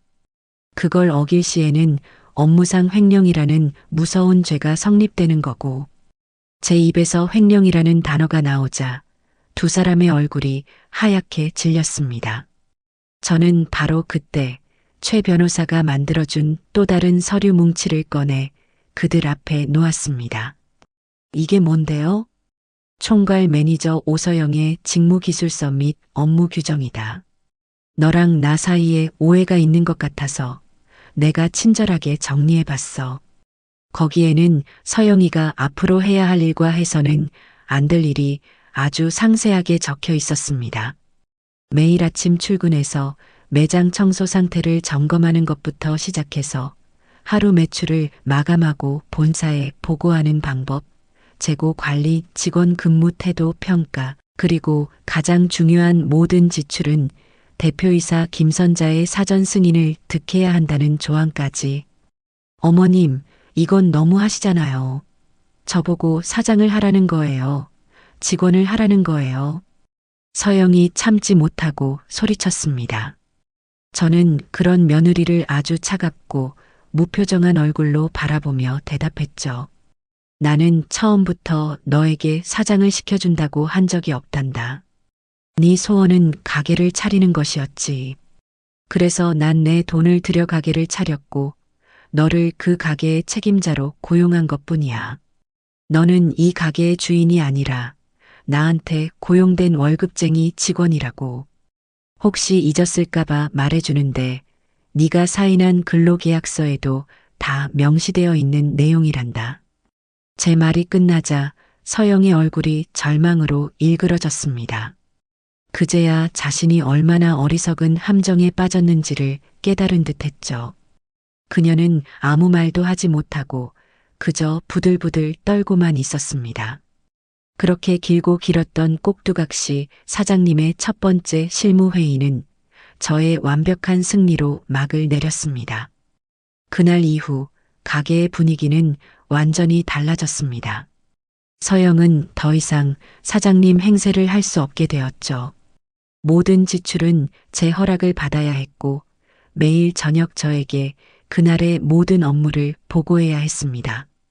그녀에게 남은 것이라고는 매니저라는 직함과 친구들 앞에서 허세를 부릴 수 있는 예쁜 가게뿐이었어요. 하지만 사람의 본성은 쉽게 변하지 않는 법이죠. 며칠간은 제 감시 아래에서 얌전히 지내는가 싶더니 서영은 금세 새로운 방법을 찾아냈습니다. 바로 현금 매출을 빼돌리는 것이었어요. 카드 매출은 모든 기록이 남지만 손님들이 현금으로 계산한 돈은 잠시 눈을 속이면 얼마든지 자기 주머니로 챙길 수 있다고 생각한 모양이었습니다. 처음에는 소심하게 시작했습니다. 하루에 10,000원, 20,000원 정도를 계산기에서 빼내 자신의 지갑으로 옮겼죠. 저는 포스 시스템을 통해 매일같이 매출 보고를 받고 있었기 때문에 실제 현금 매출과 입금된 액수 사이에 차이가 발생한다는 사실을 금세 알아차렸습니다. 하지만 저는 아무 말도 하지 않았어요. 최 변호사의 조언에 따라 증거가 확실하게 쌓일 때까지 기다리기로 한 것이죠. 서영의 범행은 날이 갈수록 대담해졌습니다. 하루에 빼돌리는 돈은 10만 원을 훌쩍 넘기기 시작했고 심지어는 장부까지 조작하려는 시도를 하더군요. 자신이 얼마나 똑똑하다고 생각했는지는 모르겠지만 그녀의 모든 행동은 가게 구석구석에 설치된 CCTV와 제가 언제든 원격으로 접속할 수 있는 포스 시스템에 의해 낱낱이 기록되고 있었습니다. 저는 매일 밤 서영이 계산대에서 돈을 훔치는 장면이 담긴 영상을 제 컴퓨터에 차곡차곡 저장했어요. 그리고 포스 기록과 실제 입금액의 차액을 엑셀 파일에 날짜별로 꼼꼼하게 정리해 나갔죠. 그렇게 한 달이라는 시간이 흘렀습니다. 서영이 횡령한 금액은 어느덧 수백만 원에 달하고 있었어요. 그동안 기태는 아내가 매일같이 새로운 옷과 가방을 사들이는 것을 보면서도 아무런 의심을 하지 못했습니다. 아니, 애써 외면하고 있었는지도 모르죠. 그저 가게가 아주 잘 되어서 서영이가 보너스를 많이 받는 것이라고 편리하게 생각하고 싶었을 겁니다. 저는 이제 칼을 뽑아야 할 때가 왔다고 판단했습니다. 최 변호사에게 연락해 그동안 수집한 모든 증거 자료들을 넘겼어요. 며칠 뒤 최 변호사는 법인의 이름으로 작성된 서슬퍼런 내용 증명 한 통을 아들 내외가 살고 있는 집으로 발송했습니다. 등기 우편으로 오직 본인만 수령할 수 있도록 말이죠. 며칠 뒤 저는 기태에게서 전화를 받았습니다. 전화기 너머로 들려오는 아들의 목소리는 공포와 절망으로 완전히 무너져 내린 상태였어요. 엄마, 이게 다 무슨 소리야? 지금 집에 무슨 법원에서 온 것 같은 우편물이 왔는데 서영이가 회사 돈을 횡령했다니 이게 다 사실이야? 법원에서 온 게 아니라 우리 회사 법무팀에서 보낸 거겠지. 그리고 거기 적혀 있는 내용은 전부 사실이다. 제 차분한 대답에 기태는 거의 울부짖다시피 했습니다. 사실이라고? 아니, 엄마. 어떻게 이럴 수가 있어. 서영이가 왜 아니, 그것보다 엄마는 이걸 다 알면서도 가만히 있었다는 거야? 왜 나한테 말 안 했어? 너한테 말했으면 뭐가 달라졌을까? 네가 네 아내를 말리기라도 했을 것 같니? 아니, 너는 오히려 내게 와서 서영이가 그럴 리 없다. 엄마가 오해한 거다라며 아내 편을 들었겠지. 안 그러니? 제 전곡을 찌르는 말에 기태는 아무 대답도 하지 못했습니다. 저는 이어서 말했죠. 일단 서영이 데리고 내 오피스텔로 와라.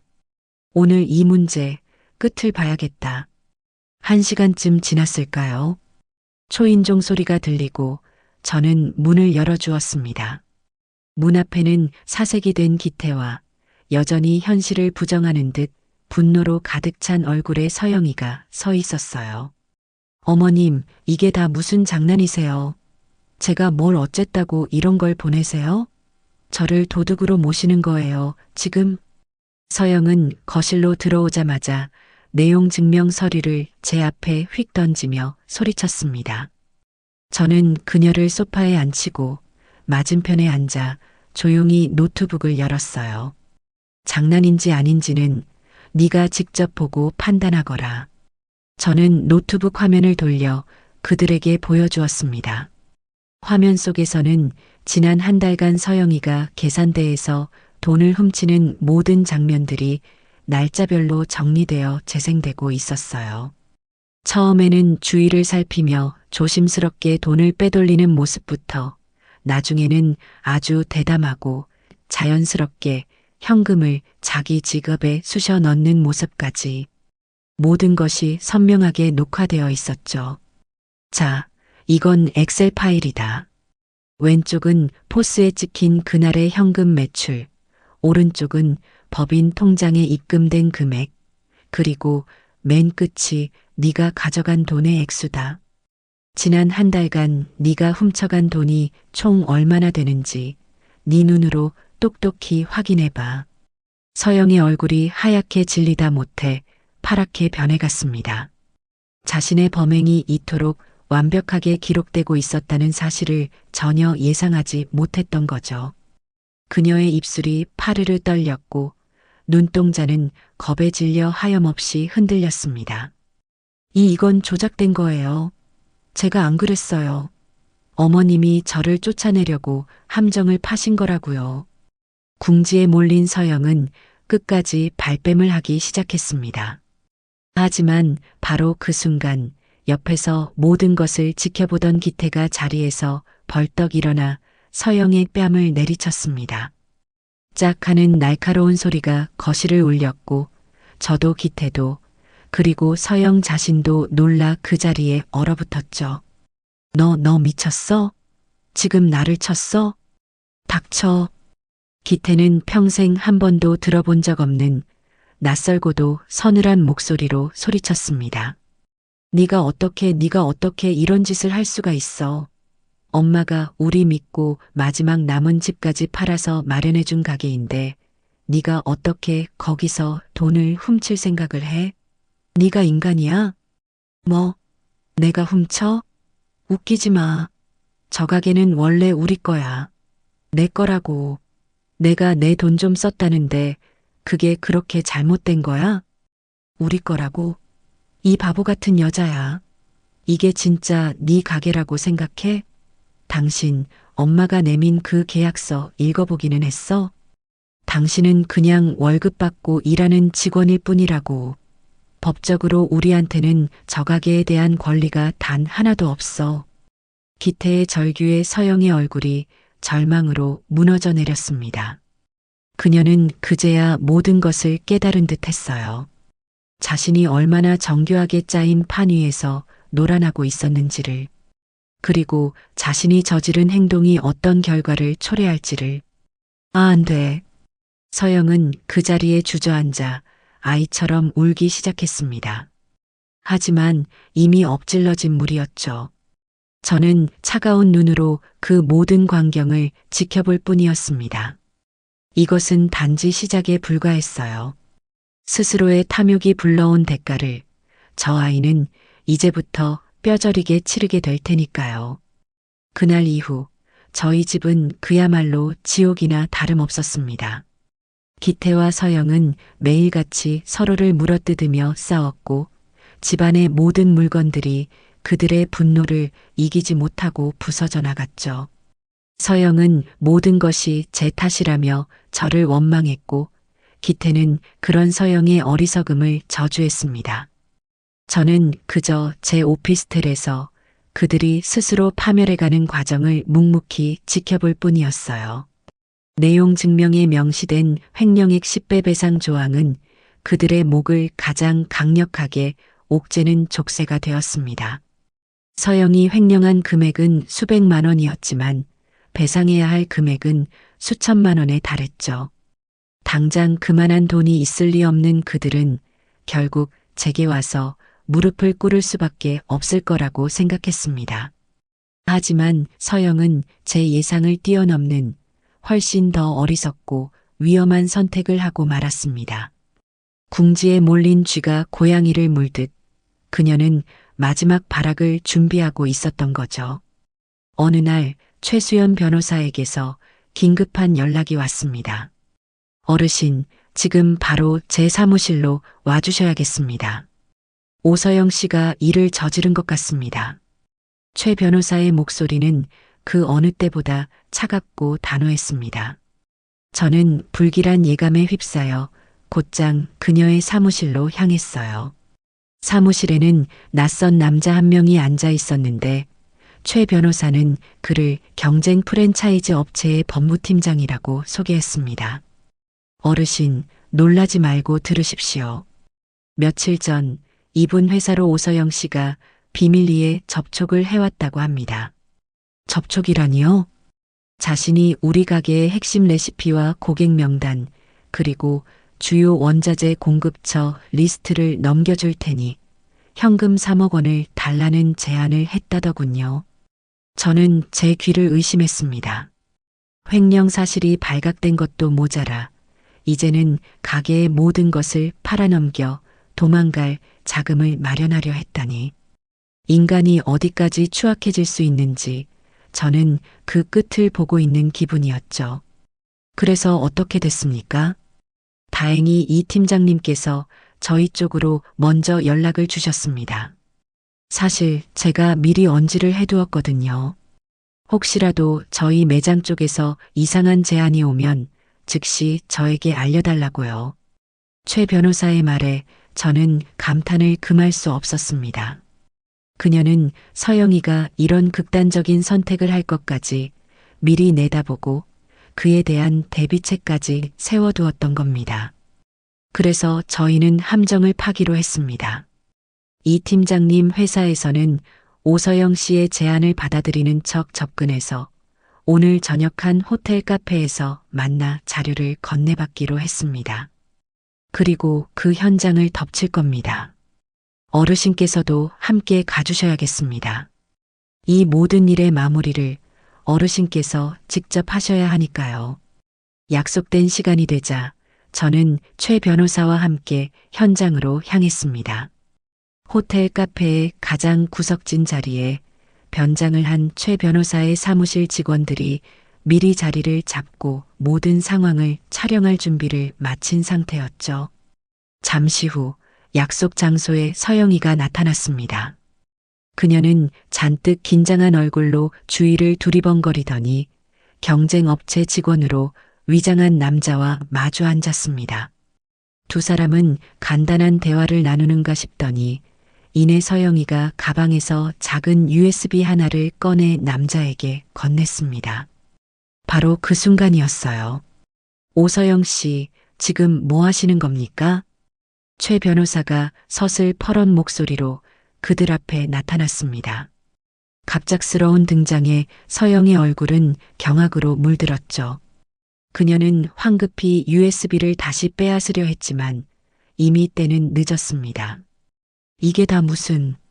서영은 말을 잇지 못하고 더듬거렸습니다. 최 변호사는 그녀가 건넨 USB를 높이 들어 보이며 말했죠. 이 안에 우리 회사의 1급 영업 비밀이 담겨 있는 것 본인도 잘 알고 계시겠죠?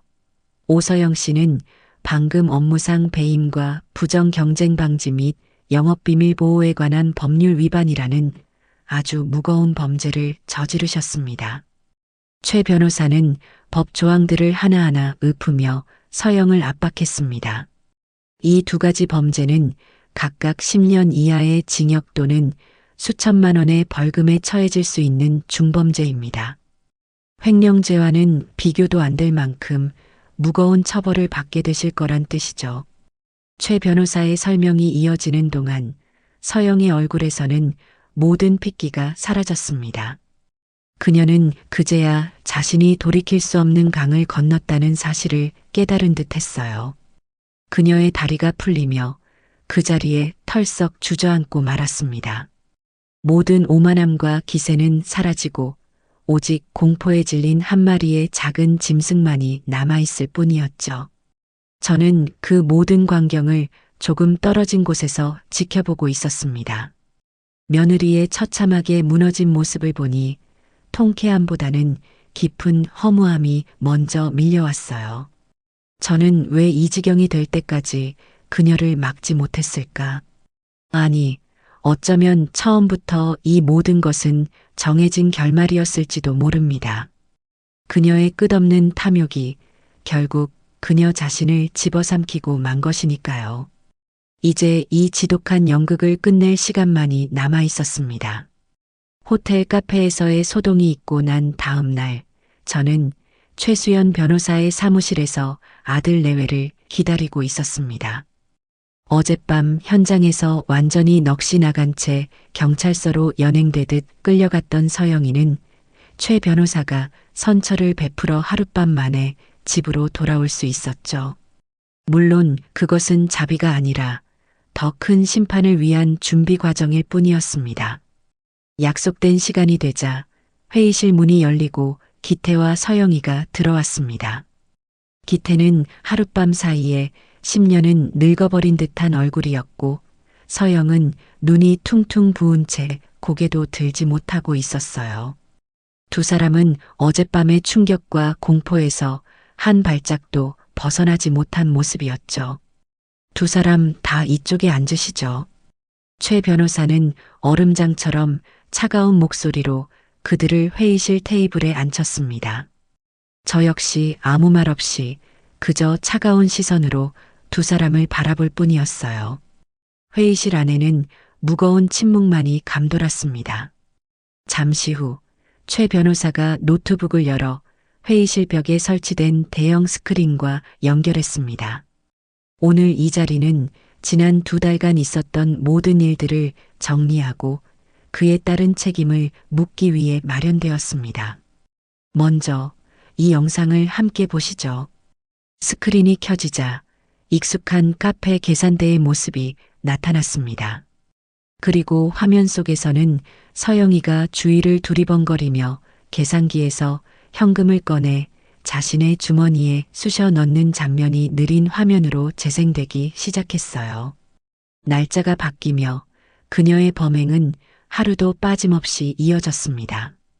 처음에는 주저하던 손길이 나중에는 아주 능숙하고 대담한 손놀림으로 변해가는 과정이 적나라하게 펼쳐졌죠. 서영은 차마 화면을 보지 못하고 두 손으로 얼굴을 감싸쥐었습니다. 기태는 자신의 아내가 저지른 추악한 행동을 두 눈으로 확인하며 입술을 깨물다 못해 피가 배어 나올 지경이었어요. 영상은 여기까지입니다. 총 37일간 확인된 횡령 횟수만 52회, 총액은 874만 원입니다. 최 변호사는 감정 없는 목소리로 사실을 읊었습니다. 그리고는 다음 자료를 화면에 띄웠죠.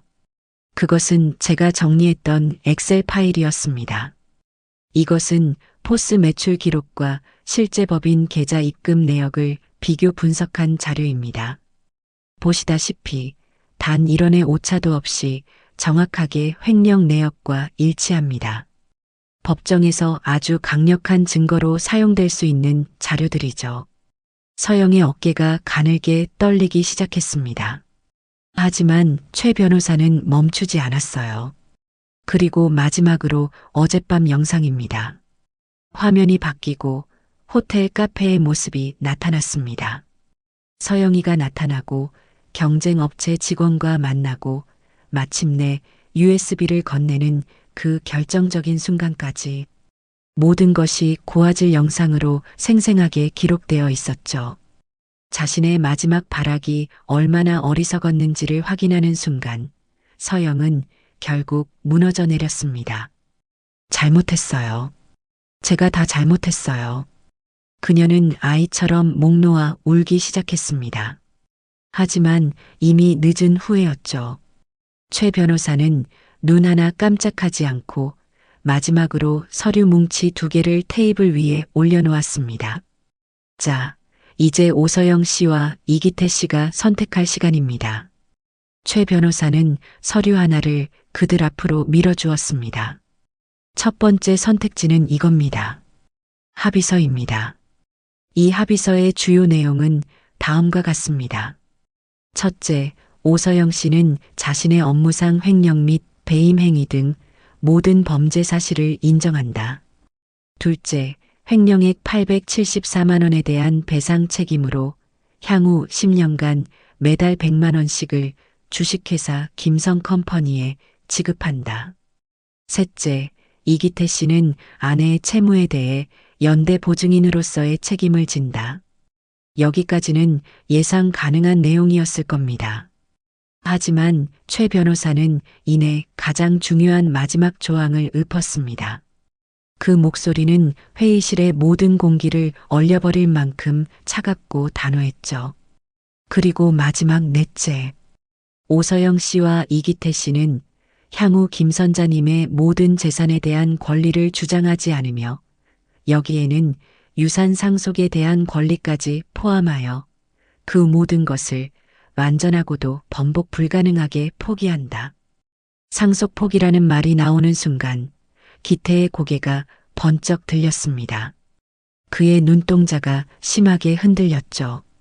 아내의 잘못은 잘못이고 어머니의 재산을 물려받는 것은 아들로서 당연한 권리라고 생각했을 겁니다. 하지만 저는 그 마지막 남은 한 가닥의 끝마저 잘라낼 생각이었어요. 엄마, 이건 너무 심하잖아. 기태가 저를 보며 원망 섞인 목소리로 말했습니다. 그때까지 침묵을 지키고 있던 제가 처음으로 입을 열었습니다. 심하다고? 니들이 내게 한 짓은 심하지 않고 평생을 바쳐 이룬 내 보금자리를 팔아 니들의 욕심을 채워주고 그 은혜를 도둑질과 배신으로 갚은 니들의 행동은 심하지 않다는 말이냐? 제 목소리는 낮고 조용했지만 그 안에는 평생의 분노와 슬픔이 담겨 있었습니다. 나는 오늘 아들 하나를 잃는 셈 치기로 했다. 대신 내 남은 인생을 지킬 생각이다. 그러니 선택하거라. 이 합의서에 도장을 찍고 니들 인생을 밑바닥부터 다시 시작하든가. 저는 턱짓으로 최 변호사 옆에 놓인 또 다른 서류 뭉치를 가리켰습니다. 최 변호사는 기다렸다는 듯 그 서류를 테이블 중앙에 탁 소리가 나게 내려놓았죠. 그 표지에는 형사 고소장이라는 세 글자가 선명하게 박혀 있었습니다. 아니면 저 고소장을 받고 두 사람 모두 법의 심판을 받든가. 최 변호사가 차갑게 말을 이었습니다. 두 번째 선택지는 이 고소장을 경찰서에 제출하는 겁니다. 고소장에는 지금까지 저희가 수집한 모든 증거 자료들이 첨부되어 있습니다.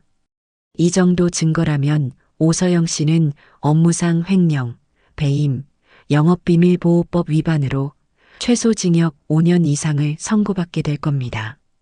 남편인 이기태 씨 역시 범행을 방조한 혐의에서 자유로울 수 없겠죠. 그렇게 되면 두 분 다 빨간 줄이 그어지고 앞으로 이 사회에서 정상적인 경제 활동은 꿈도 꿀 수 없게 됩니다. 그것은 선택을 가장한 최후 통첩이었습니다.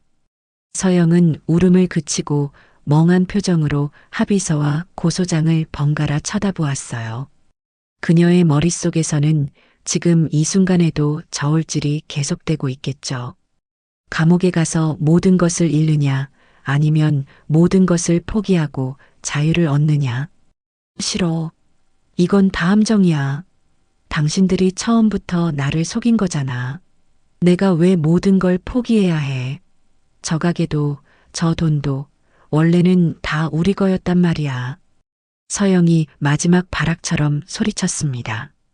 하지만 그녀의 외침은 그 누구의 마음도 움직이지 못했죠. 기태는 이미 모든 것을 체념한 듯 깊은 한숨을 내쉬며 자리에서 일어났습니다. 그리고는 묵묵히 합의서가 놓인 곳으로 걸어가 제 앞에 섰습니다. 어머니, 제가 다 잘못했습니다. 기태는 제 앞에 무릎을 꿇었습니다. 그리고는 눈물을 뚝뚝 흘리며 말했죠. 제가 어리석었습니다. 제가 못난 아들이었습니다. 아내의 잘못을 바로잡지 못하고 어머니의 마음에 못을 박았습니다. 그러니 모든 벌은 제가 받겠습니다. 제 아내는 서영이는 제발 한 번만 용서해 주십시오. 제가 평생 어머니께 속죄하며 살겠습니다. 아들의 뒤늦은 후회와 눈물에 제 마음도 잠시 흔들렸습니다. 하지만 저는 고개를 저었어요. 지금 여기서 마음이 약해지면 이 지긋지긋한 악연은 평생 끝나지 않을 거라는 걸 알았기 때문입니다. 일어나거라. 네가 지금 해야 할 일은 내게 용서를 비는 게 아니다. 네가 선택한 인생에 대해 책임을 지는 일이다. 저는 싸늘하게 말하며 턱으로 합의서를 가리켰습니다. 기태는 한참 동안 저를 바라보다가 이내 모든 것을 포기한 듯 자리로 돌아갔습니다. 그리고 떨리는 손으로 펜을 집어들었죠. 서명란에 자신의 이름을 한자 한자 힘겹게 적어 내려가는 아들의 모습을 저는 차마 똑바로 쳐다볼 수가 없었습니다. 기태가 도장을 찍자 이제 남은 것은 서영뿐이었습니다. 그녀는 여전히 현실을 부정하며 고개를 젓고 있었죠. 최 변호사는 그런 그녀에게 다가가 나지막이 말했습니다. 오서영 씨, 5분 드리겠습니다. 5분 뒤에도 도장을 찍지 않으시면 저는 이 고소장을 들고 바로 서초경찰서로 갈 겁니다. 그 말은 서영에게 내려진 사형 선고나 다름없었습니다. 5분이라는 시간 동안 서영의 얼굴 위로 수만 가지 감정이 스쳐 지나갔습니다. 분노, 억울함, 후회, 그리고 마지막에는 처절한 공포. 결국 그녀는 완전히 무너졌습니다. 떨리는 손으로 펜을 받아든 서영은 자신의 모든 것을 포기한다는 그 잔인한 문서 위에 눈물로 얼룩진 서명을 남겼습니다. 그렇게 길고 길었던 심판의 날은 저의 완전한 승리로 막을 내렸습니다. 합의서에 도장을 찍고 변호사 사무실을 나서는 아들 내외의 뒷모습은 마치 모든 것을 잃고 전쟁터에서 돌아온 패잔병 같았습니다. 그들이 가졌던 모든 오만함과 허영심은 산산조각 났고 이제 그들에게 남은 것은 가난이라는 냉혹한 현실과 서로에 대한 지긋지긋한 원망뿐이었죠. 저는 그들에게 일주일의 시간을 주었습니다. 가게 일의 인수인계를 마치고 그들이 살던 오피스텔을 정리해서 나갈 시간을 준 것이죠. 그 일주일 동안 저는 가게에 새로운 전문 경영인을 채용하는 절차를 밟았습니다. 다행히 최 변호사가 유능한 헤드헌터를 연결해 주어 열정과 실력을 겸비한 젊은 점장을 구할 수 있었어요. 약속한 일주일이 되던 날 저는 그들의 오피스텔을 찾아갔습니다. 문을 열자마자 저를 맞이한 것은 쓰레기장처럼 변해버린 집안의 풍경과 서로를 향한 날선 고성이었죠. 이게 다 너 때문이야. 네가 그때 그깟 돈에 눈이 멀지 않았어도 우리가 이 꼴은 안 났어. 뭐? 나 때문이라고? 웃기지 마. 당신이 남편으로서 조금이라도 줏대가 있었어 봐. 마마보이처럼 당신 엄마 치마폭에 쌓여서 빌빌거리지 않았으면 내가 이런 극단적인 선택까지 했겠냐고. 두 사람은 저를 발견하고도 싸움을 멈추지 않았습니다. 그들에게 저는 더 이상 어렵고 무서운 시어머니가 아니라 자신들의 인생을 망쳐버린 원수일 뿐이었으니까요. 저는 그들의 유치한 싸움을 잠시 지켜보다가 차갑게 입을 열었습니다. 다 싸웠으면 짐이나 챙겨서 나가거라. 이 집 계약 오늘부로 끝났으니. 제 말에 두 사람은 잠시 싸움을 멈추고 저를 노려보았습니다. 서영이가 악에 받친 목소리로 소리쳤죠. 나가요. 나가면 되잖아요. 아주 속이 시원하시겠어요. 어머님? 꼴 좋다 하시면서 춤이라도 추시죠. 그래, 속이 시원하다마다. 평생 내 등에 빨대를 꽂고 살려던 거머리 2마리를 떼어냈는데 어찌 속이 시원하지 않겠니? 저는 더 이상 그들에게 좋은 시어머니, 착한 엄마인 척 연기하지 않았습니다.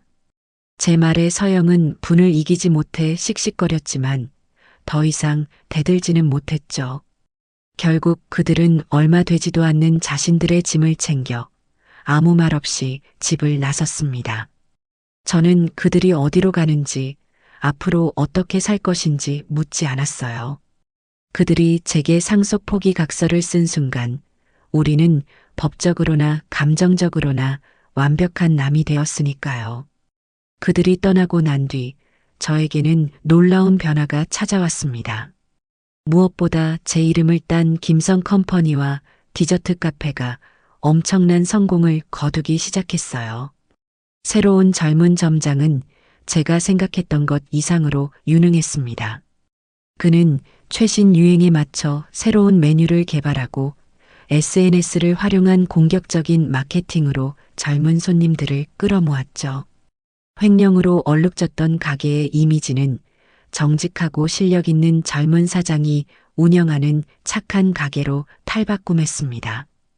저는 이제 더 이상 뒤에서 지켜보기만 하는 투자자가 아니었어요. 매일 아침 가게에 출근 도장을 찍으며 젊은 점장과 머리를 맞대고 가게의 미래를 고민했습니다. 평생 주부로만 살아왔던 제가 회사의 재무제표를 들여다보고 마케팅 전략을 짜고 직원들을 관리하는 진짜 대표이사가 된 것이죠. 처음에는 모든 것이 낯설고 어려웠지만 하루하루 새로운 것을 배워나가는 재미가 쏠쏠했습니다. 저도 몰랐던 제 안의 가능성을 발견하는 기분이었달까요? 가게는 날이 갈수록 번창했습니다. 방송국의 맛집 프로그램에 소개되면서 전국적인 유명세를 타게 되었고 손님들은 가게 앞에 길게 줄을 서서 몇 시간씩 기다려야만 디저트를 맛볼 수 있었죠. 법인 통장에는 제가 평생 만져보지 못했던 큰돈이 쌓이기 시작했습니다. 그렇게 모든 것이 제자리를 찾아가던 어느 날 가을 저녁이었어요. 가게 마감을 돕고 있는데 한 남자가 제 앞에 우두커니 서 있었습니다. 허름한 작업복 차림에 얼굴은 햇볕에 검게 그을리고 손은 온통 굳은 살이 박여 있었죠. 제 아들 기태였습니다. 몇 달 만에 본 아들의 모습은 너무나도 변해 있어서 저는 하마터면 알아보지 못할 뻔했어요. 어머니, 기태는 저를 부르며 고개를 푹 숙였습니다. 저는 아무 말 없이 그를 가게 근처의 작은 국밥집으로 데려갔습니다. 따뜻한 국밥 한 그릇을 시켜주자 아들은 마치 며칠을 굶은 사람처럼 허겁지겁 밥을 먹기 시작했어요. 그 모습을 보니 마음 한구석이 또다시 시큰하게 아려왔습니다. 서영이와는 헤어졌어요. 한 그릇을 다 비우고 나서야 기태가 힘겹게 입을 열었습니다. 그날 이후로 하루도 안 싸운 날이 없었어요. 서로를 보면 원망하고 저주하고 더 이상은 같이 살 수가 없겠더라고요. 지금은 지방 공사 현장에서 일하고 있어요. 몸은 힘들지만 그래도 땀 흘려서 내 힘으로 돈을 버니까 마음은 편해요. 저는 아무 말 없이 아들의 거칠어진 손을 바라보았습니다. 기태는 그런 제 시선을 느꼈는지 멋쩍게 웃으며 손을 테이블 아래로 숨겼어요. 어머니 정말 죄송했습니다. 기태는 자리에서 일어나 제 앞에 깊이 고개를 숙였습니다. 내가 못난 아들이었습니다. 어리석은 남편이었고요. 어머니가 평생 얼마나 힘들게 사셨는지 헤아리지 못하고 내 욕심만 차리려고 했습니다. 정말 면목이 없습니다. 아들의 진심 어린 사과에 제 눈시울이 뜨거워졌습니다.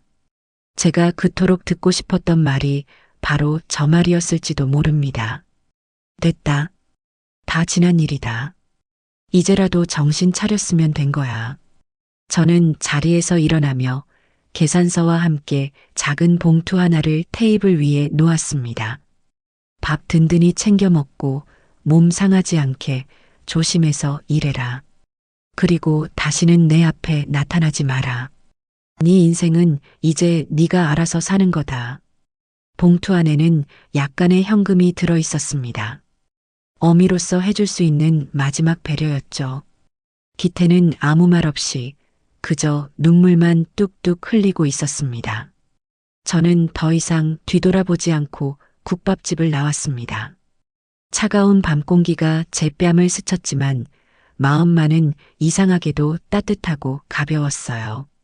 길고 길었던 아들과의 악연을 드디어 오늘 완전히 끊어낸 기분이었습니다. 시간은 쏜살같이 흘러 아들 기태가 저를 찾아왔던 그날로부터 다시 1년이라는 세월이 지났습니다. 그동안 저의 삶에는 아주 많은 변화가 있었어요. 디저트 카페 김성컴퍼니는 그야말로 대성공을 거두었습니다. 입소문이 퍼지면서 백화점과 대형 쇼핑몰에서 입점 제한이 쇄도했고 저는 눈코 뜰 새 없이 바쁜 나날을 보내며 사업을 확장해 나갔죠. 어느덧 저는 동네의 작은 가게 사장이 아닌 수십 명의 직원을 거느린 어엿한 회사의 대표가 되어 있었습니다. 사람들은 저를 70평생 만에 자수성가한 여성 사업가라며 치켜세웠습니다. 유명 잡지와 인터뷰를 하기도 하고 젊은 창업가들을 위한 강연에 초청되기도 했죠. 마이크 앞에 서서 제 인생 이야기를 담담하게 풀어놓을 때면 가끔씩 모든 것이 꿈만 같이 느껴지곤 했어요. 평생을 누군가의 아내, 누군가의 엄마로만 살아왔던 제가 이제는 김선자 대표님이라는 이름으로 불리며 다른 이들에게 희망과 영감을 주는 사람이 되었다는 사실이 믿기지 않았습니다. 저는 제가 번 돈을 의미 있는 곳에 쓰고 싶었어요. 그래서 최수연 변호사의 도움을 받아 작은 장학재단을 설립했습니다.